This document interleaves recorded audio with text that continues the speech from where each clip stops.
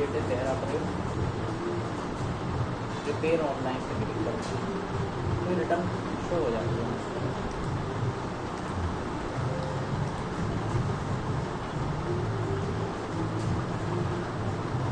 इसमें हमारे पास 3 टैब है, इसमें ऐड रिकॉर्ड, अमेंड रिकॉर्ड और ई वॉइस वाला। यहाँ पर हम इसकी बात कर रहे हैं। ये बंद कर, वो कर देना हल्की आवाज़, तो इसमें जरा आपका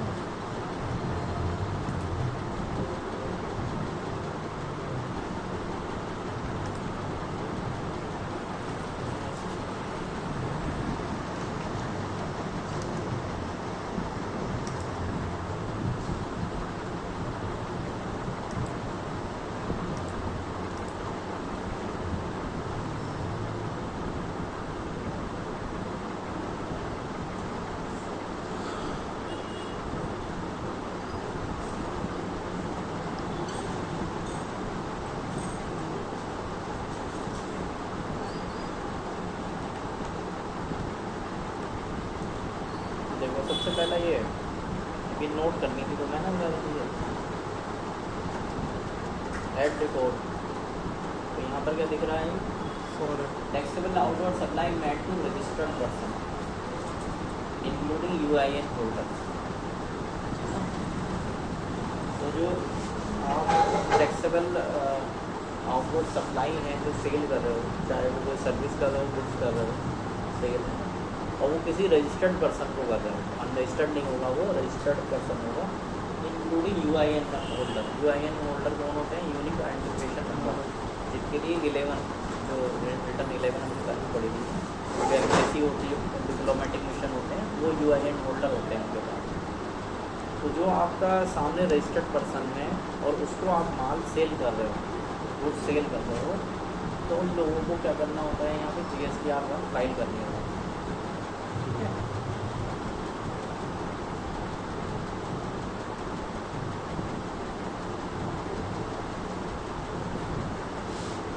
ये जो बिल शो करेंगे जब वो रजिस्टर्ड पर्सन को माल बेचेंगे, तो बिल उनको यहाँ पर शो करनी है, टेबल नंबर 4 में, है ना, टेबल नंबर 4 है, इसमें हम शो करेंगे।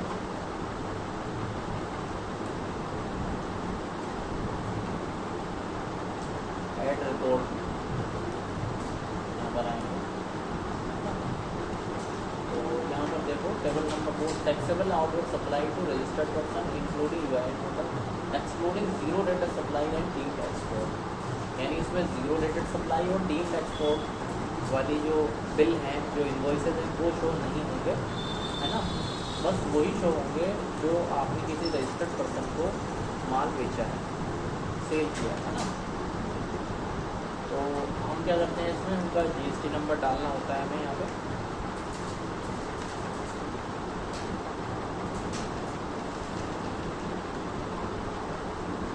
ये हमने GST नंबर डाल दिया है ना, GST नंबर जैसे डालेंगे वैसे ही नेम यहाँ पर शो हो जाता है ना। फिर हम बिल नंबर यहाँ डाल देते हैं, इनवॉइस नंबर, बिल नंबर एक ही बार, बिल नंबर हमने यहाँ डाल दिया, बिल की डेट डाल देंगे, जिस डेट का बिल होगा वो।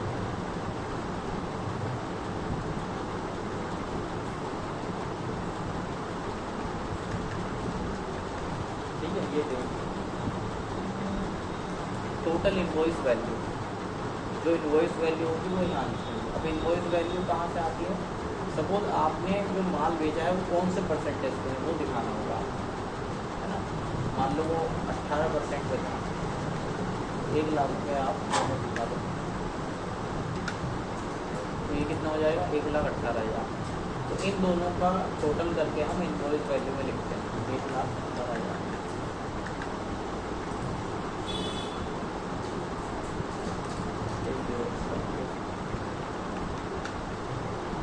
ठीक है, इस तरह से हम इसको बिल को सेव कर देते हैं। अच्छा, इसमें एक ही बिल में डिफरेंट टाइप के परसेंटेज भी हो सकते हैं, जैसे कोई माल 18 पे हो सकता है, कोई 12 पे हो सकता है, या कोई 5 पे हो सकता है।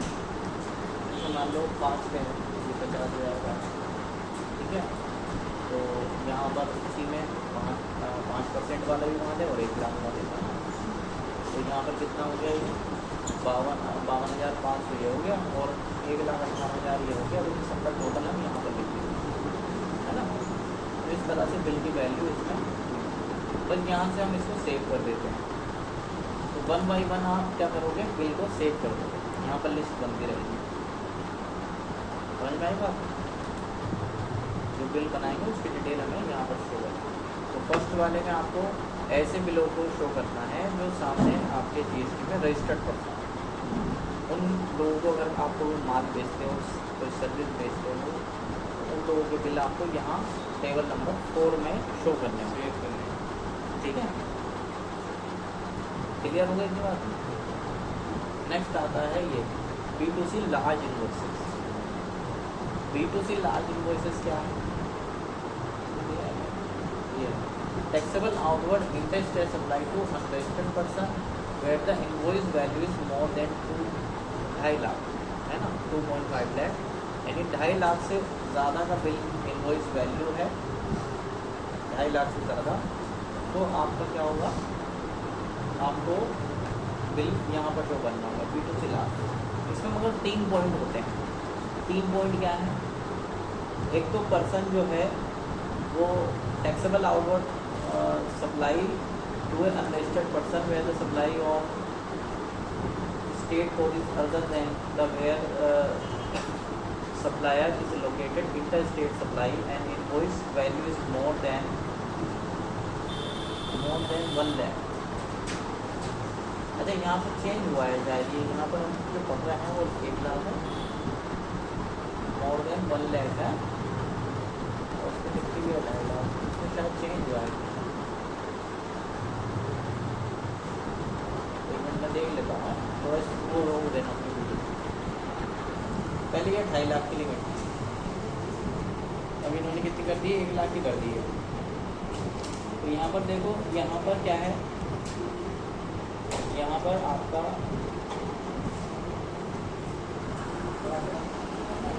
तो देखो इसमें जो है B2C लार्ज में 3 कंडीशन है। एक तो जिसको आप माल सेल कर रहे हो वो अनरजिस्टर्ड होना चाहिए।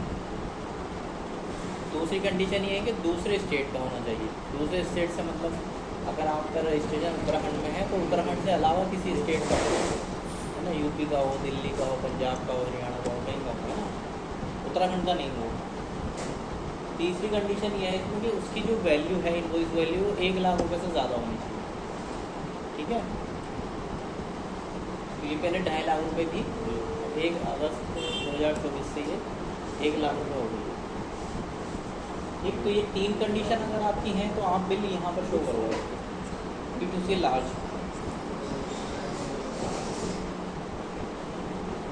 एड रिकॉर्ड कर दोगे यहाँ पर। एड रिकॉर्ड में यहाँ पर आपको स्टेट सेलेक्ट करना होगा, है ना। तो यहाँ पर उत्तराखंड सेलेक्ट, यहाँ पर उत्तराखंड भी सेलेक्ट होगा, पहले तो हाइड करो। तो यहाँ पर आप जो भी स्टेट होगा आपका, वो स्टेट आप सेलेक्ट कर लोगे और यहाँ बिल नंबर डाल दोगे आप, जो भी बिल नंबर है तो आप यहाँ पर शो करोगे। बिल की डेट डाल दोगे यहाँ पर। ठीक है, इनवॉइस वैल्यू यहाँ पर आ जाएगी और बाकी वैसे टैक्सेबल वैल्यू जो भी होगी आपकी वो यहाँ पर। ठीक है, 1 लाख आएगा।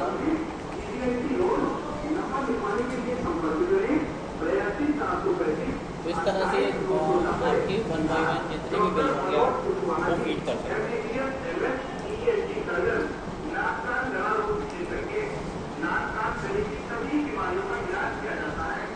नेक्स्ट है एक्सपोर्ट इनवॉइसेस। ठीक है, zero rated supply as well as deemed export. तो जीरो रेटेड सप्लाई में या डीम्ड एक्सपोर्ट है, दोनों ही तरह की एक्सपोर्ट वो आपकी यहाँ पर आ जाएगी।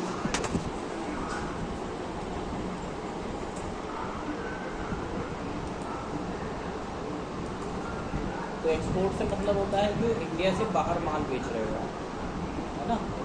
तो इंडिया से बाहर माल बेच रहे हो, सेल कर रहे हो, तो वो आपके यहाँ पर बिल आएंगे उसके। ठीक है, तो इसमें ये डीम्ड एक्सपोर्ट भी हो सकती है। डीम्ड एक्सपोर्ट मतलब कुछ ऐसी होती है एक्सपोर्ट जो इंडिया में ही माल बेचा जाता है लेकिन वो ऐसी रेट में होती हैं, तो या कुछ ऐसी होती है कि जो किसी एक्सपोर्टर को बेचते हो माल। एक्सपोर्टर से मतलब कि जो आपसे खरीद के एक्सपोर्ट करेगा, तो वो डीम्ड एक्सपोर्ट में आती है वो सेल, है ना। तो इस तरह की सेल है। या दूसरी कंट्री में आप माल बेच रहे हो तो आपको एक्सपोर्ट इनवॉइस में शो करना है। तो यहाँ बिल नंबर आप डाल दोगे, इनवॉइस डेट डाल दोगे यहाँ पे,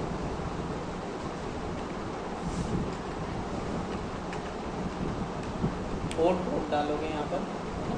पोर्ट कोड से मतलब वो सब सिटीज़ का अलग होता है पोर्ट कोड, ठीक है। तो वो पोर्ट कोड हम वैसे हमारा शिपिंग बिल पे होता है, लेकिन आप अलग से भी देखना चाहो तो अलग से मिल जाएगा।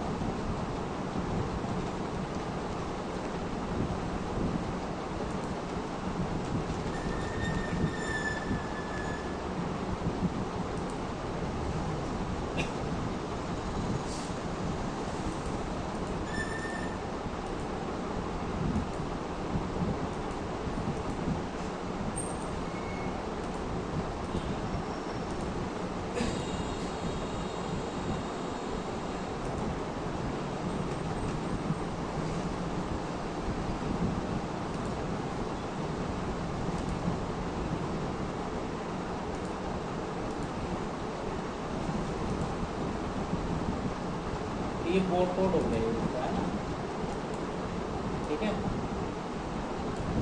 ये पोर्ट कोड हमें डालना पड़ता है। पोर्ट कोड मिलेगा कहाँ से हमें? Shipping bill number. Shipping bill बनता है जब एक्सपोर्ट करते हैं, तो जब यहाँ से वो एक्सपोर्ट हो रहा है तो वहाँ पर एक शिपिंग बिल बनेगा। जैसे आप शिप से माल जा रहा है आपका, तो वहाँ पर एक शिपिंग बिल बनता है। तो वो शिपिंग बिल पे आपका पोर्ट कोड भी होगा, शिपिंग बिल नंबर भी होगा। जो नंबर होगा वो आप यहाँ डाल देंगे। शिपिंग बिल की डेट भी होगी, जो भी डेट होगी आप वो यहाँ डाल देंगे।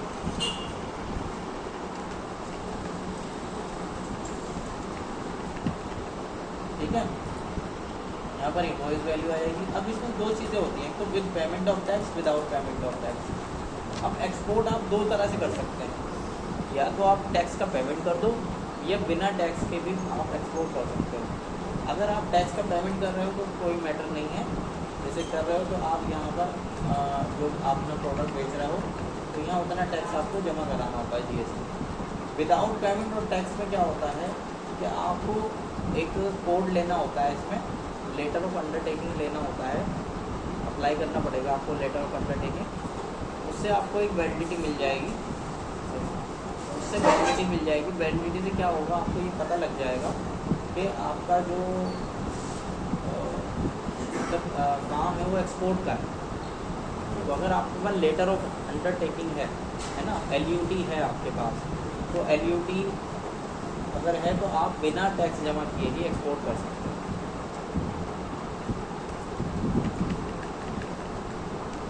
तो यहाँ पर ये फिगर डालोगे लेकिन ये टैक्स कैलकुलेट नहीं है ना। तो इस तरह से जो भी कंडीशन की आपकी एक्सपोर्ट होती है उस हिसाब से बिल आपका यहाँ पर पड़ जाएगा। भाई यहाँ पे सेव कर दोगे, डिटेल आएगी।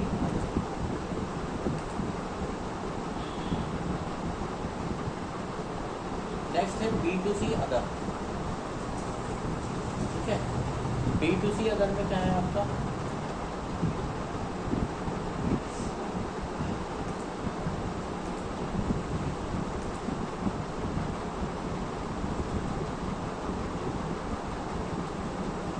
Taxable supplied to unregistered person other than the supply covered in table 5, net of debit and note and credit account। तो जो यहाँ पर कवर नहीं है टेबल नंबर 5 से मतलब यहाँ पर, वो आपके अनरजिस्टर्ड वाली जो सेल है वो यहाँ पर B2C अदर में दिखाई जाएगी, है ना। B2C अदर में दिखाई जाएगी वो सेल।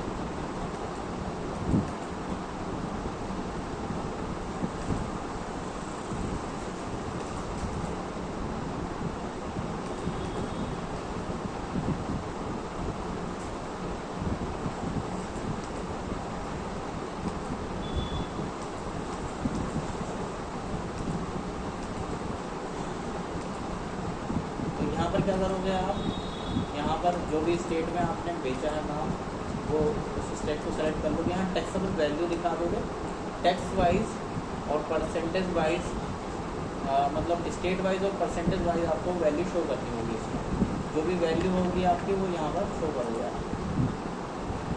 अब इसमें कितना परसेंटेज है, 18 है या 5 है या 12 है, जो भी आपका परसेंटेज है वो यहाँ से सेलेक्ट कर सकते हो, है ना। और यहाँ से स्टेट सेलेक्ट कर सकते हो। तो ये ऐसे बिल आपके शो होंगे यहाँ पर बिल वाइज डिटेल नहीं देनी है आपको, टोटल समरी देनी है। आपने सपोज 10 बिल या 20 बिल काटे, एक साथ दिखा देने हैं, बिल वाइज नहीं दिखाने हैं। टेबल नंबर 4, 5 और 6 में बिल वाइज दिखाने हैं, इसमें बिल वाइज नहीं दिखाना है ना। तो यहाँ कंडीशन क्या रहेगी आपकी, तो आपका जो पर्सन अनरजिस्टर्ड है जिसको आपने माल बेचा है, ठीक है, उसकी सेल आपको यहाँ दिखानी है। यानी वो टेबल नंबर 5 में कवर नहीं हो रही है, वो यहाँ पर आएगी। अब मान लो आपने उत्तराखंड में ही किसी को माल बेचा हो, है ना, और वो 1 लाख से ज़्यादा हो, तो फिर वो यहाँ नहीं आएगा, क्योंकि वो सेम स्टेट की बात हो गई, एक कंडीशन में खत्म हो गई, तो यहाँ दिखाओगे। 1 लाख से कम वाली सेल सारी अनरजिस्टर्ड की यहाँ दिखाओगे।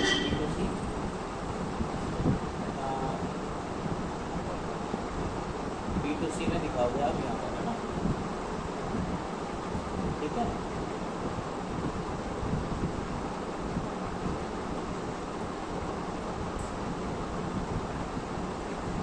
ये भी क्लियर हो गया आपकी टेबल नंबर 6 और 7। उसके बाद टेबल नंबर 8 में, टेबल नंबर 8 में क्या आती है आपकी supply, outward supply that are related exempted and non GST sales.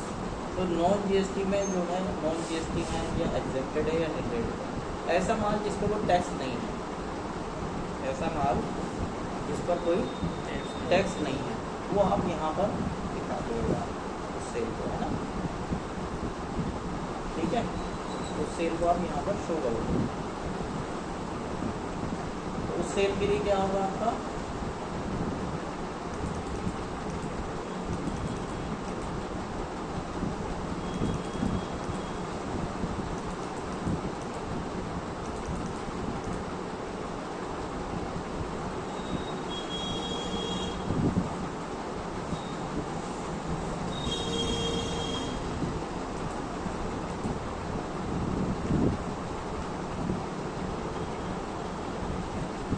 Cell में आपका inter state supply to registered person, inter state supply to unregistered person, inter state supply to registered person, inter state supply to unregistered person. यानी अगर same state में किसी registered person को माल बेचा है यहाँ दिखाओगे, सेम स्टेट में किसी अनरजिस्टर्ड पर्सन को माल बेचा है यहाँ दिखाओगे, है ना, और दूसरे स्टेट में रजिस्टर्ड को बेचा है यहाँ दिखाओगे, अनरजिस्टर्ड को बेचा है यहाँ दिखाओगे। इसमें एग्जेम्प्ट आपकी निल रेटेड है, एग्जेम्प्टेड है या नॉन GST है।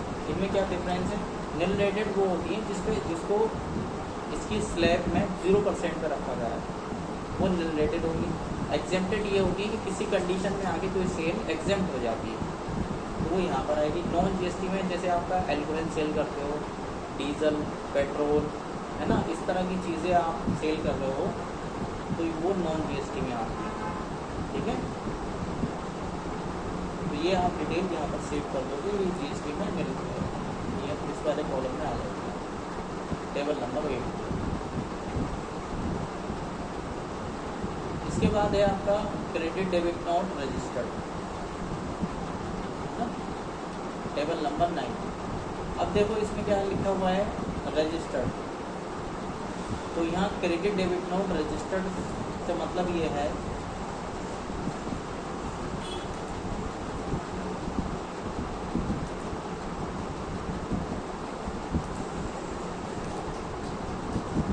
जो टेबल नंबर 4 में आप सेल दिखाओगे। टेबल नंबर 4 में कौन सी सेल दिखानी थी हमें, जब हम किसी रजिस्टर्ड पर्सन को माल बेचते हैं, है ना, GST में, उसकी टेबल उसकी जो सेल है वो यहाँ दिखाई जाती है। अगर इस वाली सेल के अगेंस्ट कोई डेबिट क्रेडिट नोट बनता है, चाहे वो डेबिट नोट बन रहा है या क्रेडिट नोट, तो वो डेबिट क्रेडिट नोट आपका यहाँ शो किया जाएगा, है ना। तो यहाँ पर आपको पूरा उसके डिटेल आपकी debit credit note number wise आपको दिखानी पड़ेगी। तो यहाँ आप उसका जीएसटी नंबर डाल दोगे,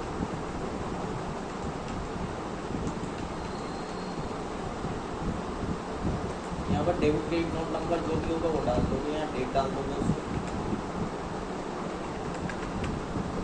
यहाँ नोट टाइप आपने डेबिट नोट बनाया, क्रेडिट नोट बनाया, जो भी बनाया वो सेलेक्ट करो।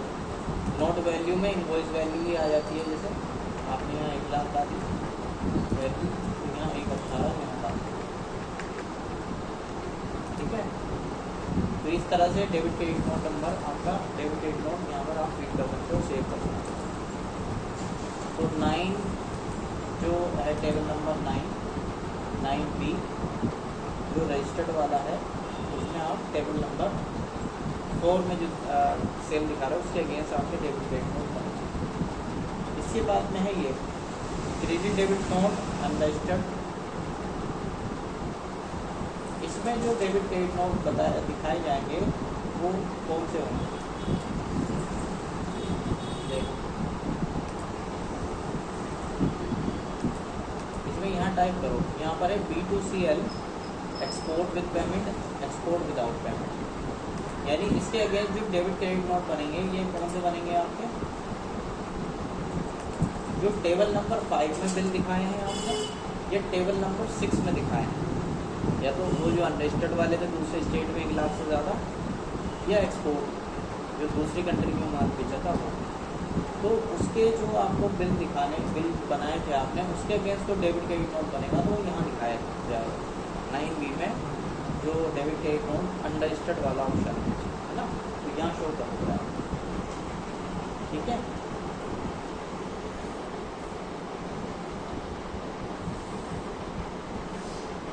चलो यहीं तक रहना दोस्तों, है ना, तो बाकी कल कॉपी लेके आना जरा इसके अंदर, बिकॉज वन ए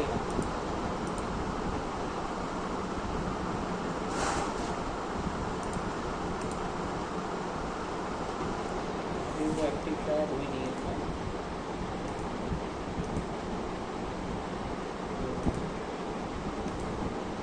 ये है जैसे ये हाइड हो रही है ना, मैंने अमेंडमेंट और आउटवर्ड सप्लाई गुड्स और सर्विसेज को करंट टैक्स पीरियड, तो 1A में आप जाके उसे सही कर सकते हो।